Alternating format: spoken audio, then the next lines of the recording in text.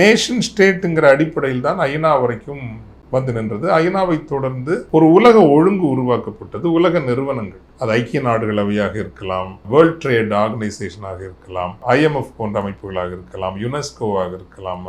இந்த உலக ஒழுங்கை பயன்படுத்தி கொண்டுதான் இந்தியா உள்ளிட்ட சீனா உள்ளிட்ட எல்லா நாடுகளும் கடந்த 70 ஆண்டுகளில் ஒரு உலக அளவில் வளர்ச்சி பெற்றன. ஒரு லிபரல் ஆர்டர் என்று கூட சொல்லலாம். ஆனால் இன்றைக்கு தான் உருவாக்கிய அந்த லிபரல் ஆர்டரை அமெரிக்காவே அது முடிவுக்கு கொண்டு வர முயற்சி செய்கிறது.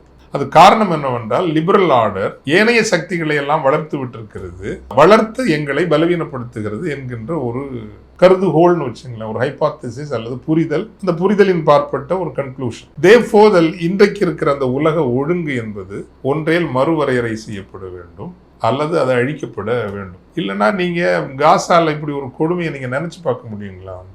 It is live streaming of genocide. ஒரு இன அழித்தல். சின்ன பிள்ளைங்க எல்லாம் அந்த பசியால் உணவின்றி எலும்பும் தோலுமாக காட்சி அளிப்பது, அது லைவ் ஸ்ட்ரீமிங். இது போல ஒரு கொடுமையை 21ஆம் நூற்றாண்டில் நீங்கள் நினச்சி பார்க்க முடியாது. ஆனால் நடக்குது, ஒவ்வொரு நாளும் நடக்குது. And we are helpless. நாம் எதுவும் செய்ய முடியாதவர்களாக இருக்கிறோம். அப்படி என்றால் மீண்டும் எந்த இடத்திற்கு இந்த உலகம் போகிறது?